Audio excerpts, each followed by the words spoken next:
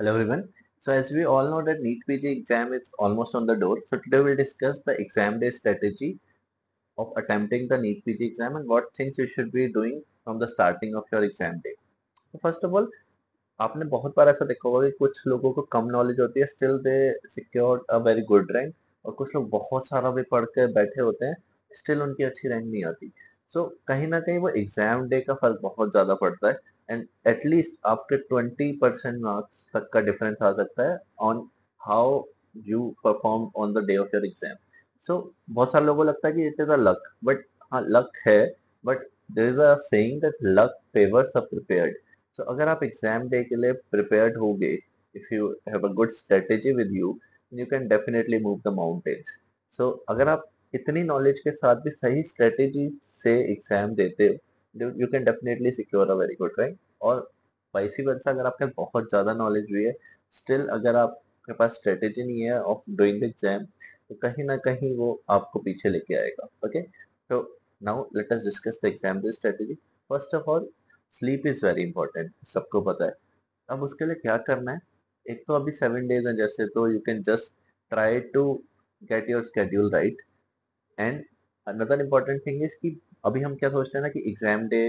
वाले दिन अच्छे से सो लेंगे उससे पहले वाले दिन हम कट ऑफ करते रहते हैं अपनी स्लीप को कि 3-4 आवर्स सो रहे हैं but it is not the right thing क्यों क्योंकि एग्जाम डे वाले दिन तो सिंपैथेटिक सिस्टम इतना एक्टिवेट होगा कि एक रात पहले कि आपको साउंड स्लीप आना is a very difficult thing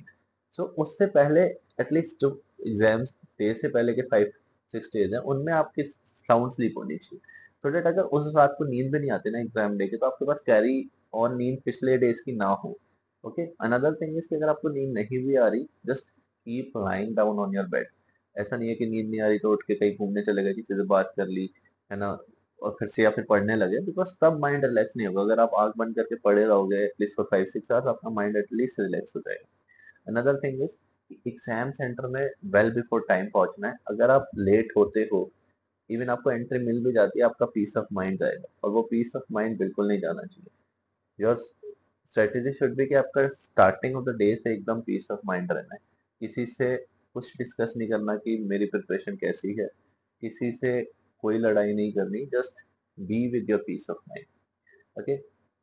अब एग्जाम में घुसने से पहले आप बाहर कुछ लोग पढ़ते हैं कुछ नहीं पढ़ते इट्स अप टू यू ऐसा नहीं है कि पढ़ लोगे तो बहुत ज्यादा चीजें बदल जाएंगी या नहीं पढ़ोगे तो बदल जाएंगी बट अगर आप पढ़ना चाहते हो तो रिवाइज योर 20th कॉपी और the exam day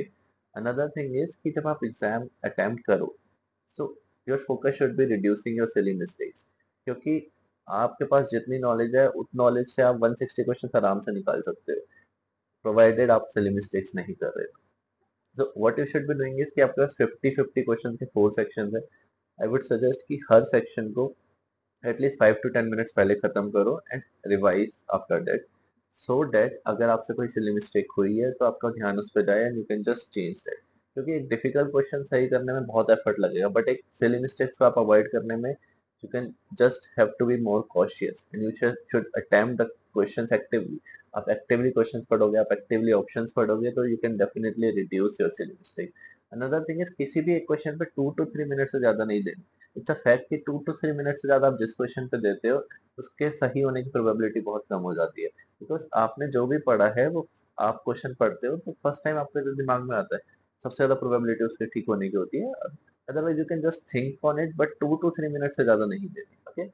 so you have to save your time read the questions actively read the options actively and try to reduce the silly mistakes जितना ज्यादा हो सके okay so in these ways, you can definitely increase your marks by at least 10 to 20 questions and definitely get a very good rank. All the best.